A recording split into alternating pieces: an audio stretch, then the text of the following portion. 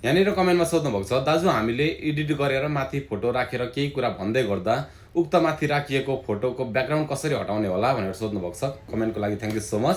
अनि तपाईँहरू पनि होइन आफूले बोलेर होइन कसैको बारेमा कुनै फोटो माथि राखेर बोलेर भिडियो बनाउन चाहनुहुन्छ भने अनि त्यो फोटोको ब्याकग्राउन्ड हटाउन चाहनुहुन्छ भने एकदम सजिलो छ, गाह्रो छैन। म तपाईँहरूलाई स्क्रिन सेयर गरेर एकदम क्लियर बुझ्ने तरिकाले गरेर देखाइन्छ है त। कुनै पनि थर्ड पार्टी एपहरूको आवश्यक पर्दैन, टिकटकबाटै त्यसको ब्याकग्राउन्ड हटाउन सकिन्छ। अनि तपाईँहरू ग्रुपमा पनि जोइन हुनुहोस् है। मेरो यो माथि प्रोफाइल भिजिट गरेर हेर्नुहोस्, त्यहाँ भेटघाट यतै भन्ने अप्सन छ, त्यहाँनिर क्लिक गरेर ग्रुपमा जोइन हुनुहोस्। त्यो ग्रुपमा जोइन हुँदाखेरि चाहिँ के हुन्छ भने डेली मैले भिडियो पोस्ट गर्दाखेरि अटोमेटिक तपाईँहरूको भिडियो पोस्ट गर्दा या म लाइभ आउँदा अटोमेटिक तपाईँहरूको इनबक्समा सेयर हुन्छ है त। प्रोफाइल भिजिट गरिराख्नु पर्दैन, अनि काम लाग्ने खालको छ भने हेर्ने, नत्र भने इग्नोर गर्दा नै हुन्छ। ल आउनुहोस्, अहिलेको लागि चाहिँ म तपाईँलाई स्क्रिन सेयर गरेर देखाइदिन्छु कसरी गर्ने भनेर। हामीहरू जब होइन टिकटकमा भिडियो पोस्ट गर्नको लागि रेडी हुन्छौँ नि त होइन, नेक्स्टमा क्लिक गर्नु अगाडि होइन, नेक्स्टमा जानु अगाडि यहाँ माथि एडिटमा क्लिक गर्ने एकचोटि। एडिटमा क्लिक गरिसकेपछि अब होइन, अब तपाईँहरू माथि फोटो राख्न चाहनुहुन्छ।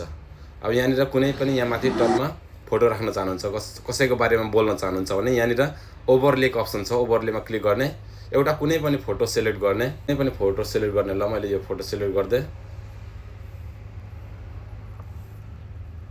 यो फोटो सेलेक्ट गरिदिएँ होइन। अब यसलाई अब सानो ठुलो कस्तो क्रप पनि गर्न सकिन्छ यहाँ है, यसरी ट्याक्कसँगले। अब यसलाई कहाँ राख्ने, तल माथि दायाँ बायाँ होइन। अब यसरी यसलाई यहाँ सार्न पनि सकिन्छ, कता कता सार्ने है, ट्याक्क कहाँनिरबाट स्टार्ट गर्ने हो।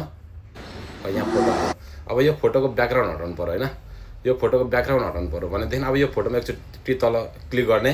क्लिक गरिसकेपछि थोरै यता स्लाइड गर्दै जाने। यहाँ कटआउट भन्ने अप्सन छ, कटआउटमा क्लिक गर्ने।